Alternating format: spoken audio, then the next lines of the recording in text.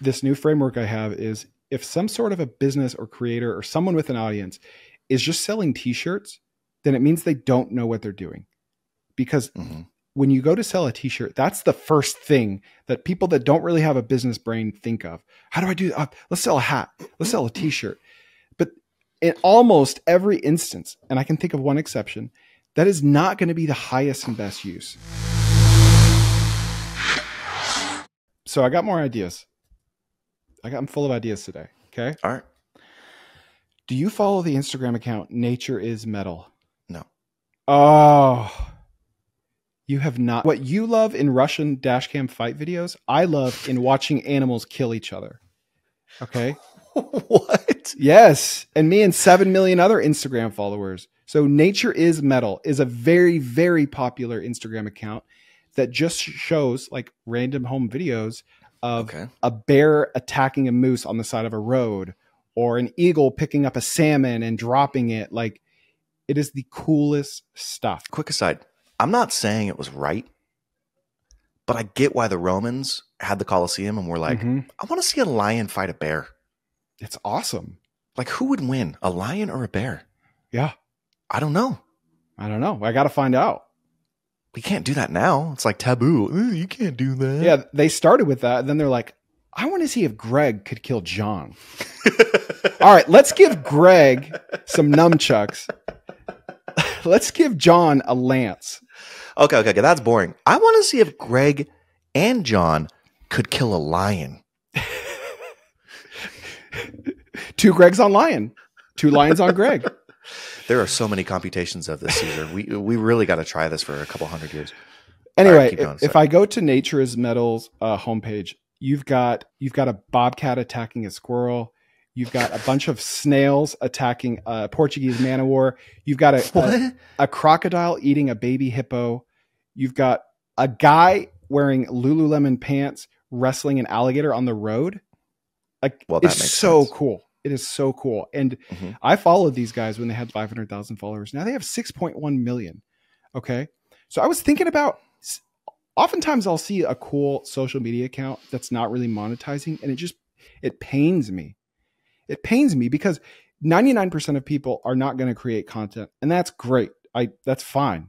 But I think for all the entrepreneurs out there listening to this and wanting to start a business, it's all right in front of your face when you're wasting time on social media.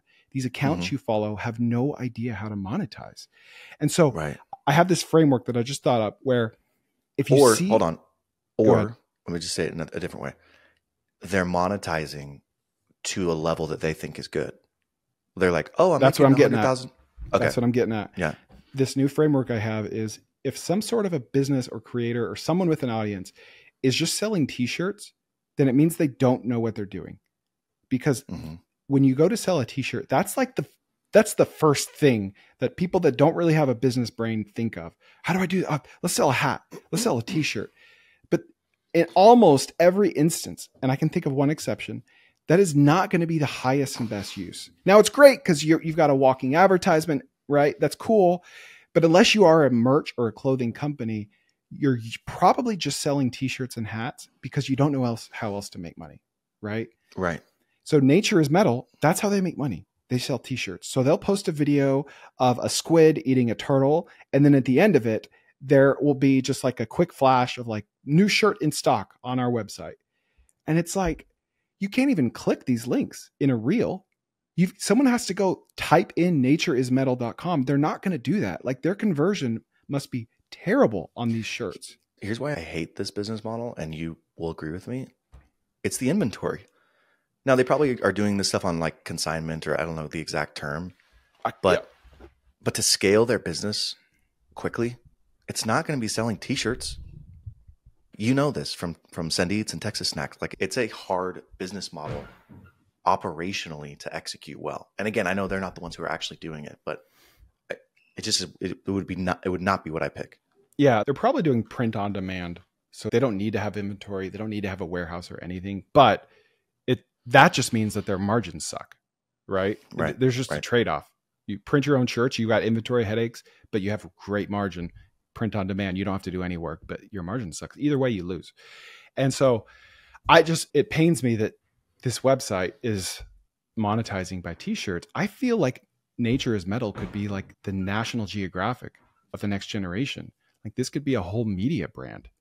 It could be a whole media, because it's really hard to monetize an audience outside of what that audience is.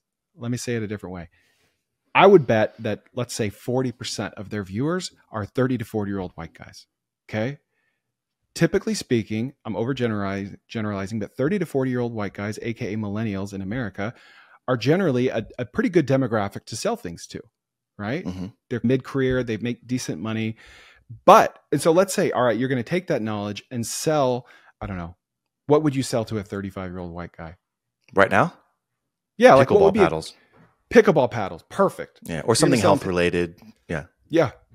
And so, okay, yeah, they're here to watch nature videos, but these guys are playing pickleball. So no, it would not do well at all, because that's not why they like you. That's not why they're looking. Just because they're buying that stuff, even on a daily basis, doesn't mean they'll ever want to buy it from you. That's not their reason for looking at your content, right? Yeah. So you have to find a product audience fit for the people watching that. And the people watching that want to watch more of that. And so I feel like you could have a Netflix for animals attacking other animals, right? $2 a month, $5 a month. And it's just a funnel. You find them on their Instagram account. And then if you want to see the rest of this video, or if you want to see 13 more videos just like this, go to natureismetal.com. Or think about how many experiences they could sell, right? Mm-hmm. Like a company that does African safaris, or a company that does Alaskan hunting tours, or fishing, or just farm it all out. Yeah. It's literally just funneling them to what they're interested in. Now, the hard part is like identifying what they're interested in, but from an experience standpoint, that would be, I think, very easy. Or even a company like Dick's, or a company like Sports Chalet, or what's the really big one that has like the pyramid in Memphis?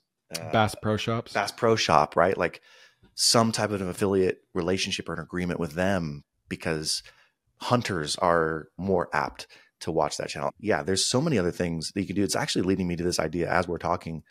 Do you remember when 10 years ago, maybe even more, 10, 15 years ago, these digital agencies started popping up, and they would go to boomer businesses and be like, hey, John's Barbecue Restaurant, you're not even marketing. I was like, well, yeah, I am. I got a website. Like, yeah, but there's no reviews. You don't have any content. And it like this whole industry of digital marketing, SEO, pay-per-click, et cetera, popped up around these boomer business owners who didn't know how to utilize that. I think that's happening right now on a much smaller scale around content, where people are building businesses around helping content creators monetize their audience. Where like in the past, taking the website analogy of Bob's whatever barbecue restaurant, where he just threw up a website, content creators now are like, I sell t-shirts. I'm making money selling t-shirts. It's like, no, there's a better way. You're not even monetizing. And I met a guy at Main Street who does this, where he literally helps brands launch companies off of their audiences. It was like just fascinating to talk to him, because a lot of people don't think of it this way. Yeah. I mean, KSI and Logan Paul did this with Prime, like starting 2 years ago. So I think people that are like in the know and in the MFM Twitter bubble are like, oh, it's being done. It's played out. I think we're way early on that curve. And can I tell you something interesting? It's relevant, but not as. Okay. Whenever we talk about being a content creator or creating content, the retention on our podcast drops. Like people tune out. Did you know that? Yeah. Huh. And this is pretty meta. We're getting pretty meta here. Yeah. But it totally meshes with a newsletter I sent out 3 months ago that was basically like how to grow on Twitter. Right. It was my worst voted. Yeah. Like it was like the people in your group loved it because they're self-selected to want that stuff. I had another newsletter about how to go viral on Reddit. It did not do well at all, because I have a poll at the end of every newsletter, right? Subscribe at chrisjkerner.com. It did not go well. It didn't. And that's fine. I feel like I'm creating content now, and it's almost like we're just in this world. We're in it. We're already here. So let's just keep leaning into it. But I think if you re-roll my life 8 times out of 10, I'm not creating content for a business. I'm just doing business, right? Like I accidentally fell into this. Anyway, my point is, I'm the opposite. If you re-rolled my life, I'm doing content 8 times out of 10. That's true. Music, this, like it's something. Yeah. So all that to be said, I want to be very clear. I'm trying to sell the idea that people listening or watching this that are business minded should start businesses with creators. Not that they should create their own content, because that's a grind and it takes years to ever see $1 from it. But you can skip the line by finding creators. There are zillions of like small 5,000 to 100,000 follower creators that have loyal audiences, that have really good content, that don't know what to do. And you want to know a niche where I see this a ton is comedy. People, really? And you see it on Twitter too, right? If you see these comedic Twitter accounts, less so on Twitter than on TikTok and Instagram, but people that are just really funny, people don't want to buy stuff from funny people. If that's their brand, right? Hear me out. Right. If you're Nick Hulesky and your brand is how to buy a business and you're funny, that's the cherry on top. That makes you better. Right. But if your brand is funny, and we've talked about this, you're like, I should open a parody account, and don't do it because people don't buy from them. Robert Sterling is an example of that. Yeah. Like, I'm just curious to see how I'm sure he's doing fine, but he's funny. He's like got a parody account. And sometimes he tweets something beautiful and insightful and poetic. And I read it, and I think everyone has the same filter. It's not just that, but people are like, is he being for real? Is this a joke? Are we? Where's the joke in here? Chris Baki is another one. Like every now and then he'll say something serious and it's like, is this, and that's friction. The last thing you want is for people to have friction when they're reading your content. I think what you're articulating is the fact that in business, distribution is incredibly important. Mm-hmm. In fact, like there's a saying in the venture world, first time founders focus on product, second time founders focus on distribution, because it doesn't matter how good your product is if you can't sell it. And you can't sell it without people knowing about what your product is. So you have to know what distribution is. And that's, for me, that's why I've become so obsessed with content. I think that's why you've become so obsessed with content. It's because all of a sudden it's like, whoa, this is a cheat code. If you do good content, you build an audience, I have distribution. And then I can do whatever business, because I'm business agnostic. Mm-hmm. I'm not dogmatic about which types of businesses I invest in. I'm agnostic. I just want to be interested in the business and have employees that I can take care of and that I can gamify and make sure that I'm growing. So all of a sudden, if I have then an audience, it makes my ability to choose whatever business I want much easier. And I can leverage that into selling and take audience, take social media out of it. If you have a business, you have to figure out how to sell that business, period. I mean, I don't mean sell it like sell your product or service. Sell your product.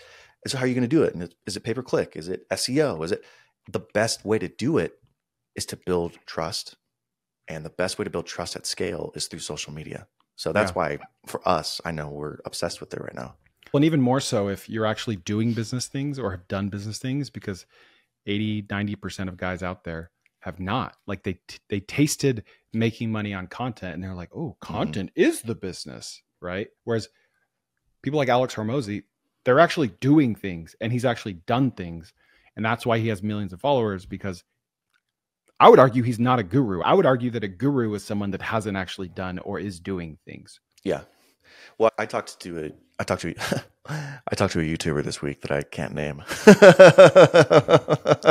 I'll tell you offline. I'm very rich. Anyways, there's two camps, people who know YouTube and people who know business. And on YouTube, I knew more about business than 95% of the YouTubers. And then of the guys who actually knew business, I knew 95% more about YouTube than they knew about YouTube. That's why I hit this niche and I grew, and business has been fantastic because he understood the distribution as well as the product, where sometimes people just focus on the product. I'm not here to grow my audience. If you build it, if you build it, they'll come. Yeah, I don't worry about that. I don't worry about that. I don't look at the numbers. The guy who says he doesn't look at the numbers, it cannot take his eyes off the numbers. Let's get real. Spoiler alert. He looks at the numbers. I got something else for you. You ready? Go. I do have more about the content stuff, but I don't want people to stop listening. So I'll save that for another pod. How's that for transparency? All right. I went to a concert last night with my son, Brady, and I'm wearing a shirt right now. Okay. If you're watching on YouTube, Taking Back Sunday. I've seen this band probably 17 times, more than any other band in my life. It's a great band. And Brady loves it. Have they taken back Sunday yet? They're still working at it.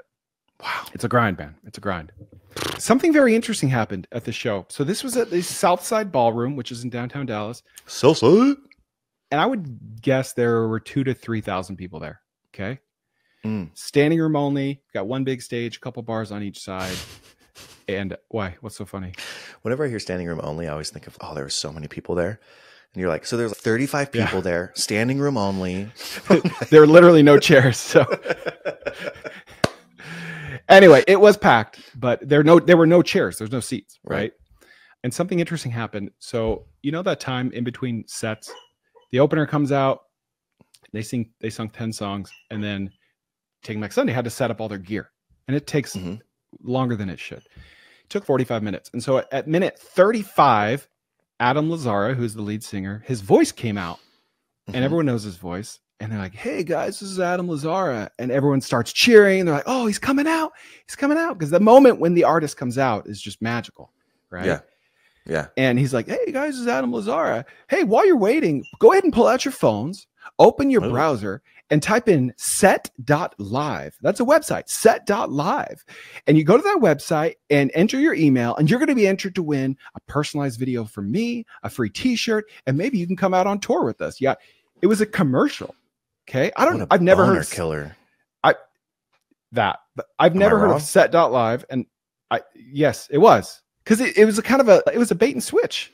Oh, Adam, he's coming out. He's coming out. He's coming out. Yeah. Hey guys, this is Adam Lazzara. I want you to go to www.target.com/Adam Lazzario/soccer balls for kids. You're like, whoa, what? What just happened here? And I looked around, and like people were, because this is a new marketing channel. I don't care about set.live. I didn't do a deep dive on them, but I care about new marketing channels. Okay. So I started looking around, and it's like mixed. Some people are just kind of, and some people pull out their phone, and I can tell they're doing it. And I'm like, this is very interesting. This is why I've literally been to probably 130 to 150 shows or concerts, right? Okay. I've never, ever experienced this. And why not? It's a captive audience. It is the most relevant audience that are in love with one or two specific things, maybe the genre, maybe that artist. Why aren't people partnering with artists, big and small, from Taylor Swift all the way to unknown emo band, to do this? Well, dude, okay, like there's the one tangent, which is going to be all the ideas that you could do this with, but then there's the other tangent. What's the one thing you hate when you send somebody a newsletter or a link, or you're trying to get them to click on something? Friction. Right? We hate friction.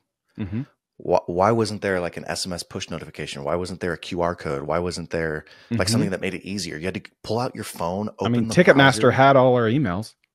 Yeah, you had to open the browser and type in set.live. Like, how many more people could he have converted by just having it frictionless?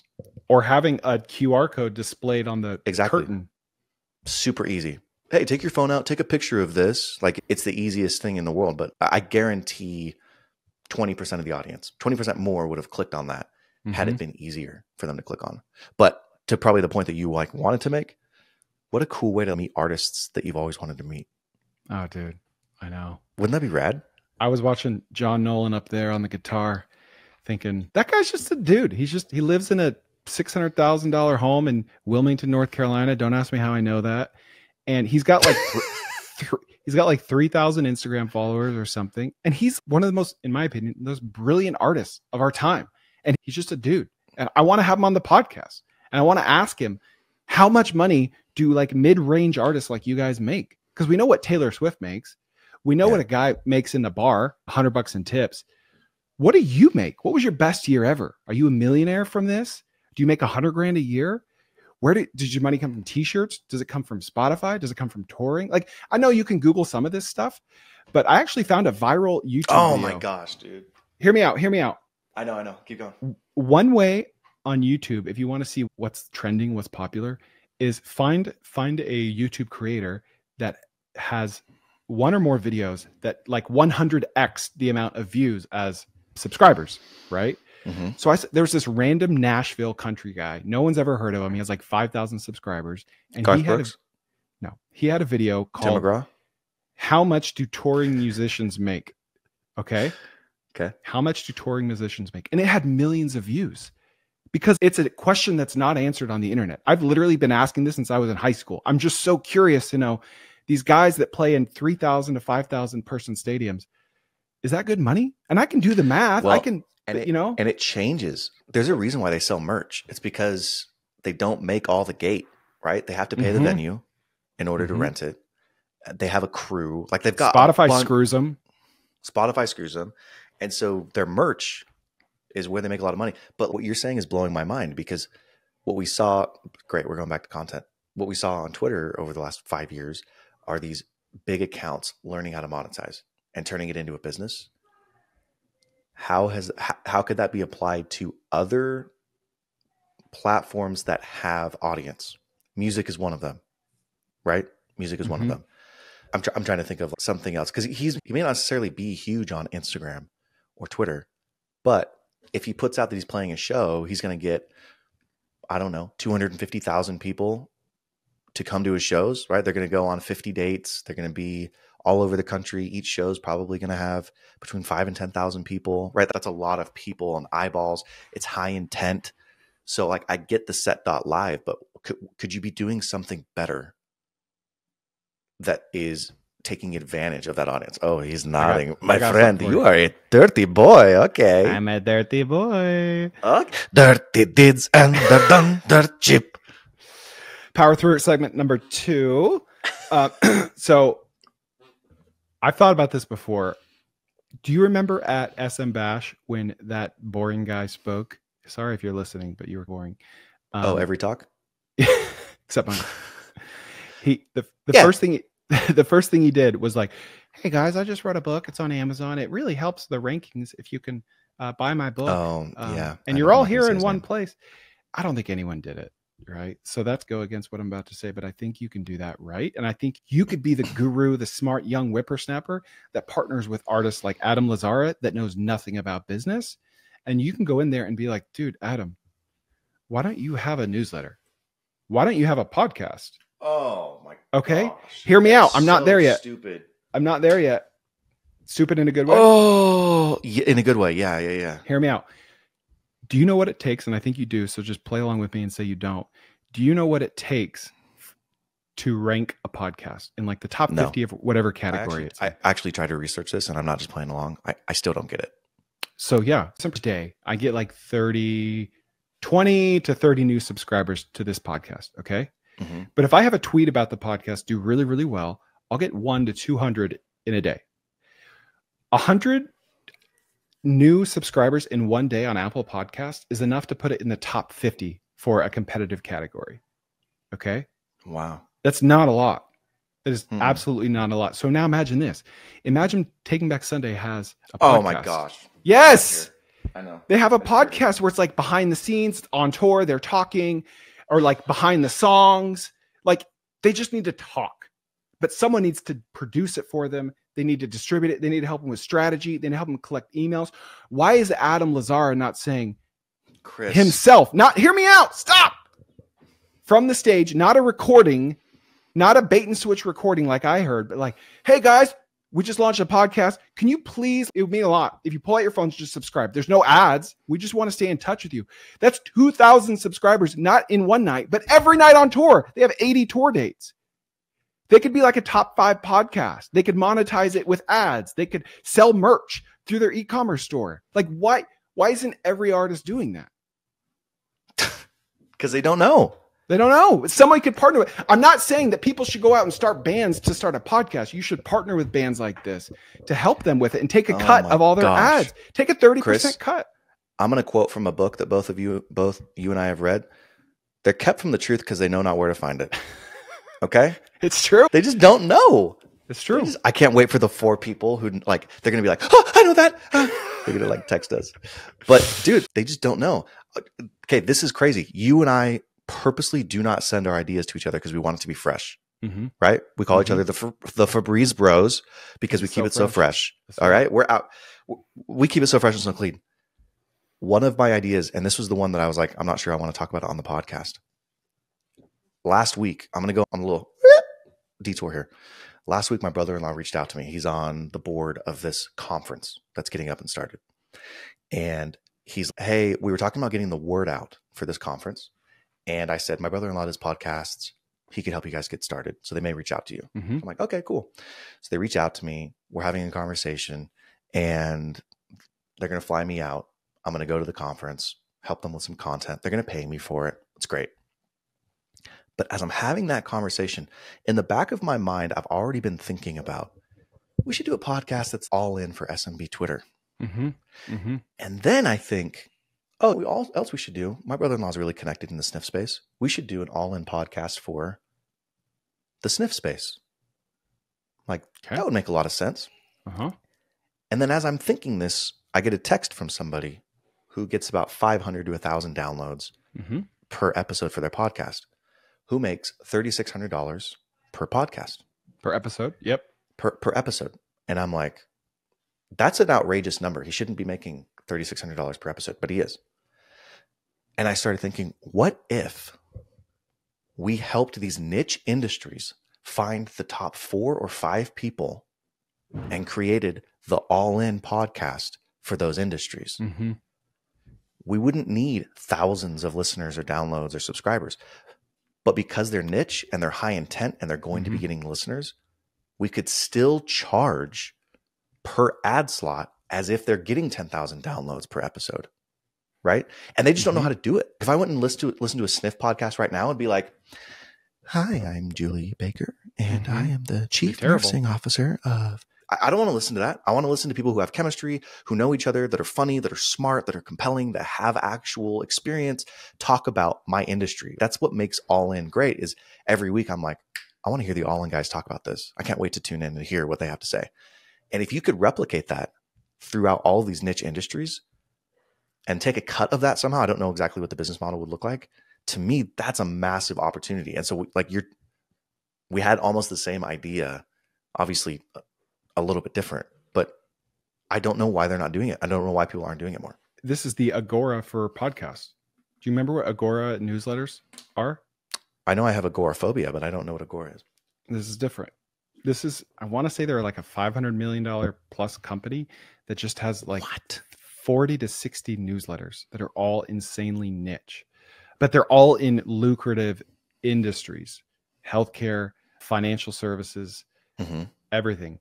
And high intent, wealthy. Yeah. Yeah. They sell subscriptions to these that are $2,000 to $3,000 a year plus ads on them, and they print money. But if you take like your average CPM, as in what you would get from an ad in a newsletter, it's 10 to 20x that, because of how niche it is. The niche is the rich. The niche is, that's the feature. Yeah. So this is that for podcasts. Riches and niches. That's right. I totally agree. Especially for artists. Like they already have the skill of holding attention. They already have people who trust them. There's the reason you like Taking Back Sundays, because you like to listen to their music. They already have the audio aspect dialed in. Why would they not launch a podcast? It makes no sense to me. That is freaking, and they have all the equipment. Like they have the sound guys who could engineer it. They could easily get the mics. Like they're used to it. That's their job. Their job is like performing in front of people. Why not capture that stuff behind the scenes? Yeah. How many artists are out there that you could do this with? Thousands. Oh, and then you release it once a week and you just call it Taking Back Sundays. We're releasing it on a Sunday then? Yeah. Is that okay? Yeah. Yeah. Yeah. That's pretty good. It's pretty good. That's a good idea. That is really good. That is a great idea. You just copy and paste the same playbook with everyone. Yeah. You do it one time. Genius. That's right. What else you got for me?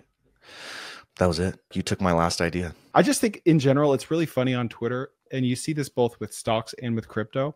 And I used to be guilty of this. Let's say that you're just a crypto bro and you're shilling the Coinbase stock. Okay. Okay. Every time someone lists out a dozen reasons to buy a stock, and you're going to be able, I hope you're going to be able to play on this really well.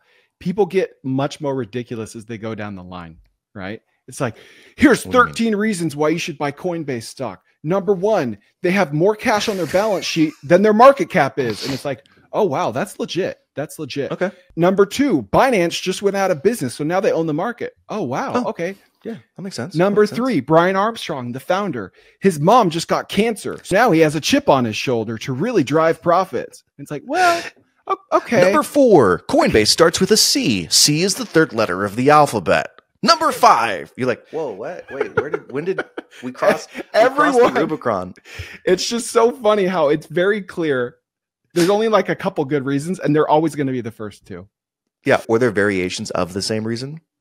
Where it's like number 1, Coinbase has more cash on their balance sheet than their market cap. Number 2, Coinbase could buy every person in America a Happy Meal if they wanted. Number 3, they have enough cash to last for 7 months, which their competitors don't. And you're like, okay, we get it. They have Number a lot of cash. Number 5, cancer is a terminal illness, so he's really going to be fired up to drive profits.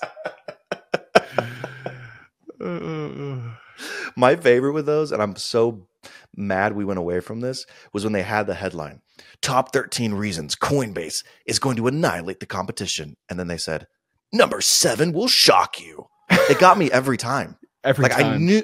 I even knew that was just a tactic. And I was like, I got to see what number 7 is. I still got to see it. I think BuzzFeed invented that. Did they? They were good at that. They were good. Why don't they do it anymore, you think? It's probably just, hey, what does your boy CK say? What's the direct quote from your boy CK right here? Iterate or die. It's not that small. Micro triggers me every time. The effectiveness of a growth hack is directly correlated to its lifespan. The more effective a growth hack, the less time you got to milk that growth hack, and vice versa. Mm. Okay? So it's just not effective anymore. Yeah, it's played out. That's pretty funny. I have a personal thing from this week. Let's hear it. My wife is a pet person. She loves cats. Freaking loves cats. In fact, when we were married and we didn't have kids, Chris would always tease me that my wife's favorite line was, pets are people too. Mm-hmm. Is that why her nickname for you is Peeve? Pet Peeve? It is actually. Okay. It is. Yeah. Okay. It's very interesting. But when we had Royce, I was like, I can't have a cat anymore. I just can't do it. I don't hate cats. I actually liked them. They would always come sit on my lap and I'd pet them and they'd purr, but they wake me up in the morning. My wife calls it the zoomies.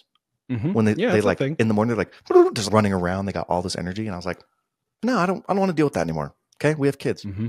She's been wearing me down. She's like, can we get a cat? Can we get a cat? I'm like, I don't know. And we were like very close to getting a pet. And then we found out Royce has allergies. And not only Royce has allergies.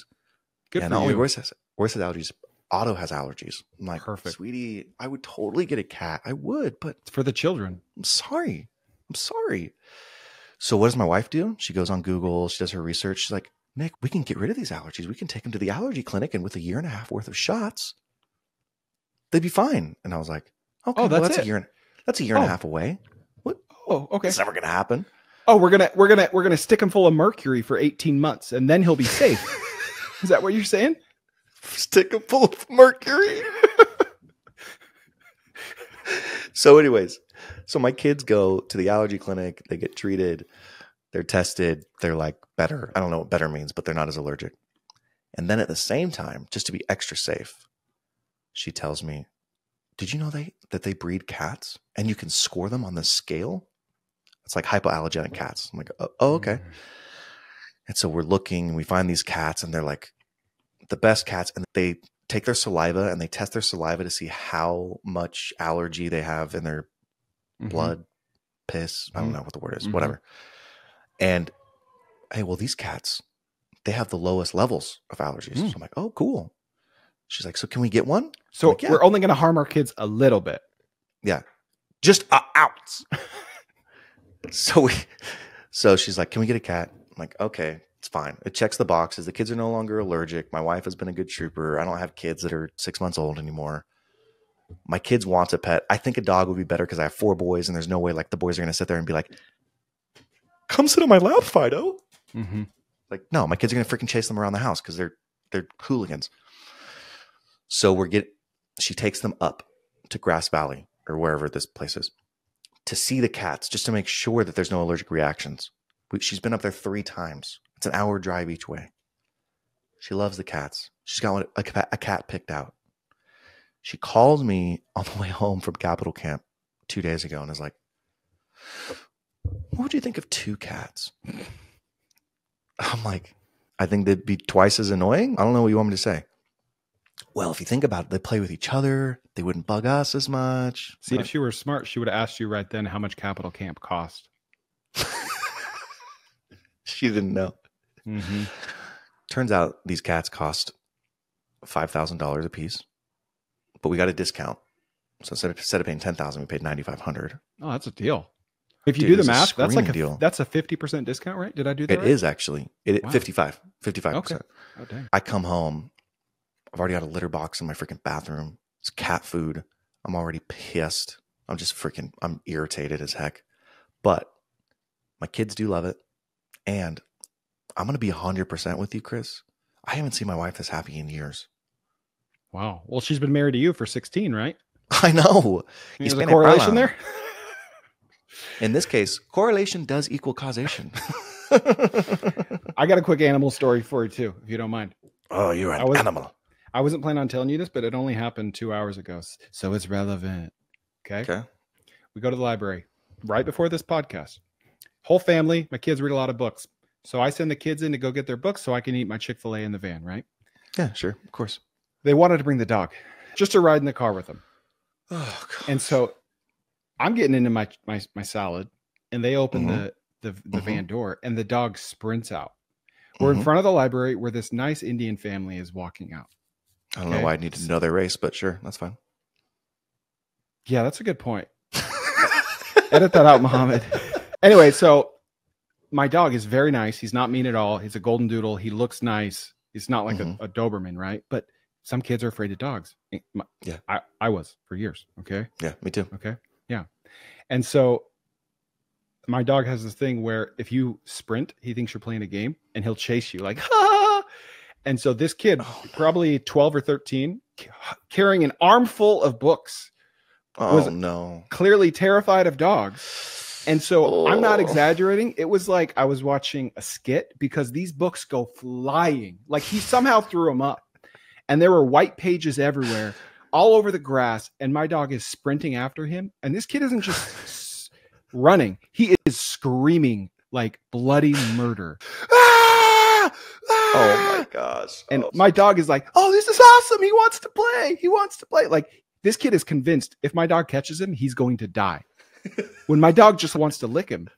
And so I feel terrible. So I'm like trying to get him. My wife gets out. We're all like trying to corner him. And he's, everyone's playing this game.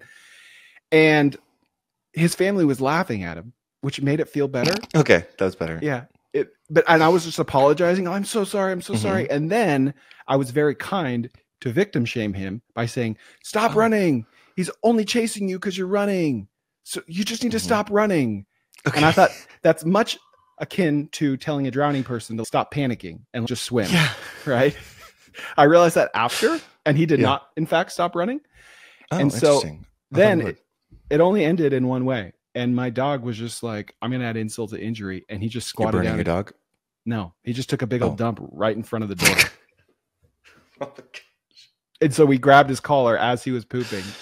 And so that's my dog, dude. That's it. Oh my gosh. That's my dog story. And you're like, and in like the chaos of it all, my wife somehow ate my Chick-fil-A. It was just so crazy. That'd be a problem. It would be a problem. I know. It's a good day. It was a good one. Chris, it's good to see you. I have to tell you something else.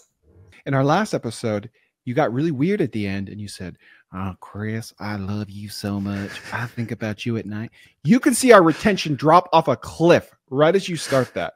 So no more weird stuff. It was like 4 seconds away from an ending. No more weird stuff. It was longer than that. Okay. I know how long 4 seconds is. Okay. Also, I got to give a quick shout out to my sister-in-law, Ariel. She is a religious listener of this podcast.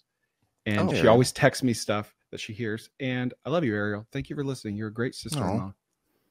That's right. So that's all I got. That's it. This was good.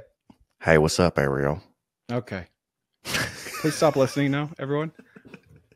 Oh my gosh.